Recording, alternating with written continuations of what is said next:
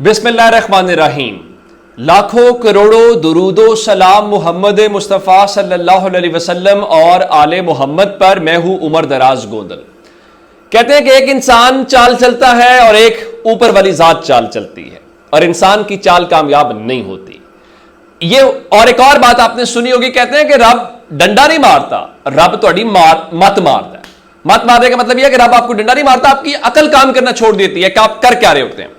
और इस हुकूमत के साथ एक्चुअली यही हो रहा है। आपको पता है कि सुप्रीम कोर्ट के 8 जजेस ने इस हुकूमत की आईनी तरमीम से लेके, जुडिशल पैकेज से लेके, तहरीक इंसाफ को तोड़ने, उनके अरकान की वफादारियां तब्दील करने, काजी फाइज ईसा को मेंटेन करने, जस्टिस मंसूर अली शाह का रास्ता रोकने समेत बहुत सारे मामलात के ऊपर इनकी बैंड बजा दी है। कैसे? 12 जुलाई को सुप्रीम कोर्ट एक फैसला देती है। उस फैसले के मुताबिक यह कहा जाता है कि 39 लोग तो ऑलरेडी तहरीक इंसाफ के हैं, और उनमें से 41 लोग जो हैं वो आजाद इसलिए तस्वुर किए जाएंगे कि उनको मौका दिया जाता है कि वो डिक्लेरेशन के फॉर्म जमा कराएं।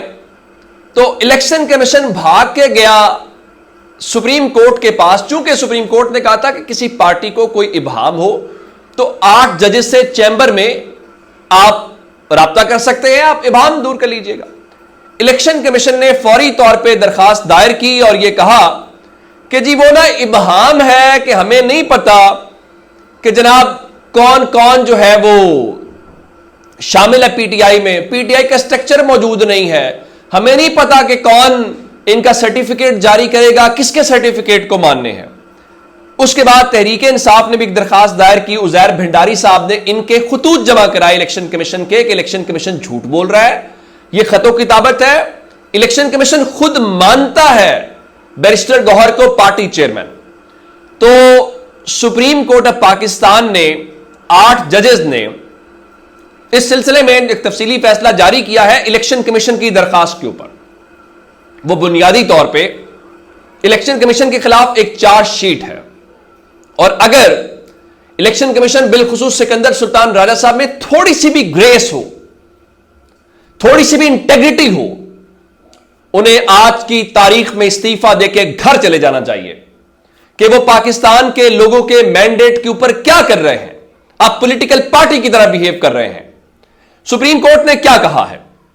सुप्रीम कोर्ट ने कहा कि इलेक्शन कमीशन जो है उसने खुद बैरिस्टर गौहर को पाकिस्तान तहरीक इंसाफ का पार्टी चेयरमैन तस्लीम किया, यह इस फैसले में लिखा हुआ है। और उन्होंने कहा कि इलेक्शन कमीशन की तस्लीम शुदा पोजीशन है कि तहरीक इंसाफ एक रजिस्टर्ड सियासी जमात है। यानी आप इस बात से इनकार नहीं कर सकते, क्योंकि आपने खुद कहा था कि रजिस्टर्ड पार्टी है, आपने खुद कहा था कि बैरिस्टर गौहर पार्टी चेयरमैन है। तो इसलिए उन्होंने मजीद इस फैसले में लिखा कि इलेक्शन कमीशन वजाहत के नाम पे अपनी पोजीशन तब्दील नहीं कर सकता। अच्छा, मजीद क्या कहा? मजीद यह कहा कि अब इस सिलसिले में कि जो आजाद करार दिए गए एमएनएस हैं वो तमाम के तमाम तहरीक इंसाफ के अरकाने कौमी असेंबली जो हैं वो तस्वुर किए जाएंगे। और सुप्रीम कोर्ट इस हवाले से हुक्म देती है कि इलेक्शन कमीशन जो है 12 जुलाई के उस फैसले के ऊपर अमल दरामद करे और 80 लोग पाकिस्तान तहरीक इंसाफ के तस्वुर किए जाएं। यानी जिन लोगों ने पार्टी सर्टिफिकेट जमा करा दिए हैं उन अरकान को तहरीक इंसाफ के कामयाब उम्मीदवार तस्वुर किया जाए। और फिर इलेक्शन कमीशन के हवाले से उन्होंने क्या कहा? उन्होंने कहा कि इलेक्शन कमीशन के फैसले पर वजाहत तलब करने का कदम गलत फहमी पैदा करने के मुतरादिफ है। और साथ ही यह कहा कि अगर आपके जहन में कुछ शक व शुबा है कि आप 12 जुलाई के फैसले के ऊपर अमल दरामद नहीं करेंगे, तो लिखा कि 12 जुलाई के फैसले पर अमल दरामद न करने के संगीन नतायज होंगे। यानी आपको यह भुगतना है और तहरीक इंसाफ के हवाले से। और अब इस सिलसिले में हुआ बुनियादी तौर पे क्या है, और यह जो आपकी उम्मीदें थी कि तहरीक इंसाफ का फलां बंदा तोड़ लेंगे, फलां बंदा तोड़ लेंगे, नहीं भाई, उन लोगों को आप तोड़ नहीं सकते। और उन्होंने कहा कि इंतखाबी निशान से महरूमी किसी सियासी जमात के हुकूक खत्म नहीं करती। पीटीआई सियासी जमात थी और है, इंतखाबात में नशिस्तें भी हासिल की, और इलेक्शन कमीशन का वजाहत मांगना दरअसल अदालती फैसले पर अमल दरामद में रुकावट डालना है। सुप्रीम कोर्ट ने इलेक्शन कमीशन को फौरी अमल दरामद की हिदायत करते हुए कहा कि इसके नतायज होंगे। अब इसका मतलब क्या है? इसका मतलब यह है कि आपने एक इलेक्शन एक्ट में तरमीम की थी, अगर आपको याद हो, उसके जरिए कहा गया था कि अगर कोई रुकन एक से ज्यादा सर्टिफिकेट जमा करा दे तो जो पहला सर्टिफिकेट जमा कराया गया है उसे ही फाइनल तस्वुर किया जाएगा। यानी इन अरकान ने सुन्नी इत्तेहाद काउंसिल का कराया था ना, उसकी वजह यह थी कि आप उनको पीटीआई का मान नहीं रहे थे। तो तहरीक इंसाफ के हवाले से जो आज का फैसला है उसने बुनियादी तौर पे इलेक्शन एक्ट की तरमीम को भी उड़ा दिया है, जिसका मतलब यह है कि बाद में आने वाला कोई एक्ट जो है उनकी हैसियत खत्म नहीं कर सकता। तहरीक इंसाफ के हवाले से उन्होंने ये लिखा है। और फिर एक और बड़ा इंपॉर्टेंट नुक्ता उन्होंने लिखा है, यानी 8 जजेस कह रहे हैं कि ये सिर्फ हम नहीं कह रहे कि ये लोग तहरीक इंसाफ के हैं या तहरीक इंसाफ एक सियासी जमात है या बैरिस्टर गौहर जो है वो पार्टी के चेयरमैन है और इलेक्शन कमीशन वजाहतों के चक्कर में वक्त जाया नहीं कर सकता। उन्होंने कहा कि हमारे अलावा 3 और जजेस, जिसमें जस्टिस काजी फायज ईसा हैं, जिसमें जस्टिस जमाल खान मंदोखेल हैं, जिसमें जस्टिस याया अफरीदी हैं, उन्होंने भी तहरीक इंसाफ को पॉलिटिकल पार्टी तस्लीम किया है। यह अलग बात है कि वो नंबर अलग है। वो ये कह रहे हैं कि जिन 39 लोगों ने पार्टी सर्टिफिकेट उस वक्त जमा कराए थे वो 39 लोग ही तहरीक इंसाफ के तस्वुर किए जाए। बाकी 8 जजेस कहते हैं नहीं, वो तो 39 किए जाए, 41 को मौका दिया जाए, क्योंकि गलती उनकी नहीं थी, गलती इलेक्शन कमीशन की थी और इलेक्शन कमीशन की गलती की सजा उनको होगी। अब इसका हुआ क्या? अब इस वक्त ये आईनी तरमीम करने जा रहे हैं और आईनी तरमीम में इनका ख्याल यह था कि तहरीक इंसाफ के लोगों को उठा के, घर वालों को उठा के सब कुछ होगा।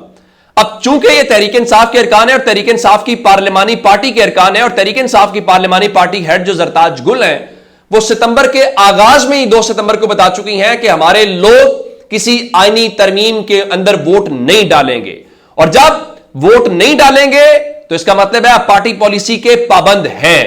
और इसका मतलब क्या है? इसका मतलब यह है कि अगर आपने वोट डाला तो आप जनाबे आली 63A आर्टिकल के तहत आपका वोट भी तस्वुर नहीं होगा और आप डिस्क्वालीफाई भी हो जाएंगे। यानी अब आपके ऊपर फ्लोर क्रॉसिंग होगी। और इस हवाले से अगली बात की तरफ चलते हैं। अब एक तो यह बताइए कि किसी को इबाम रह तो नहीं गया? अभी तफसीली फैसला बाकी है। यह तफसीली फैसला नहीं है, यह इलेक्शन कमीशन ने जो इबाम था उनको उस शक को दूर करने के लिए 8 जजेस को चैंबर में एक वजाहत की एप्लीकेशन दी थी। अभी सीट बेल्ट बांध के रखें। अभी आज टाइम देखिए, आज कौमी असेंबली का इजलास है, सेनेट का इजलास है, वहां तकरीरें हो रही हैं और इस दौरान सुप्रीम कोर्ट ने आके सब कुछ मलिया मेट कर दिया इनका। और अब होपफुली अगर अभी भी किसी को फैसला समझ नहीं आया तो वह हाथ खड़ा करके कह सकता है। अब आते हैं इस बात के ऊपर कि अभी तक कौन कौन से लोग असेंबली के अंदर आजाद हैं। मजमूई तौर पे असेंबली के अंदर अब भी जो है कुछ लोग आजाद हैं। मैं आपको बता देता हूं कि वो कौन कौन लोग हैं। वो उसमें एक जो है वो असलम घुम्मन है NA 74 से, और जाहिर है वो तो उस तरफ नहीं जाएंगे, वो तो इमरान खान की तरफ से जाएंगे। उसके बाद उस्मान अली साहिवाल से हैं NA 142 से, जहूर अहमद कुरैशी NA 146 से हैं, औरंगजेब खिची NA 159 बिहाड़ी से हैं, अली असर खान NA 16 एबटाबाद से हैं और मुबारक जेब खान NA 18 बाजोड़ से शामिल हैं। यानी हुकूमत को अभी तक जो है वो क्या कहते हैं कि 3 वोट दरकार हैं।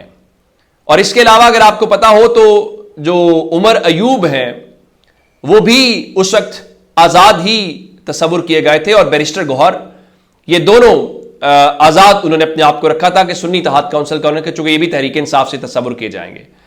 तो फिलहाल आपके बस की बात नहीं है, आपका सारे का सारा मामला जो है वो जजेस ने उड़ा दिया है और टेक्निकली आप उजड़ गए हैं। और ये एक और भी माइंड अदालत ने बता दिया है कि अगर आपने किया कि इसका हाल क्या होगा। अब इंतजार करते हैं हुकूमत क्या करती है। अभी तफसीली फैसला सुप्रीम कोर्ट का बाद में आना है, उसमें इजाफी और इख्तलाफी नोट वो बाद में डिस्कस होंगे। अपना बहुत सारा ख्याल रखिएगा। खुदा हाफिज।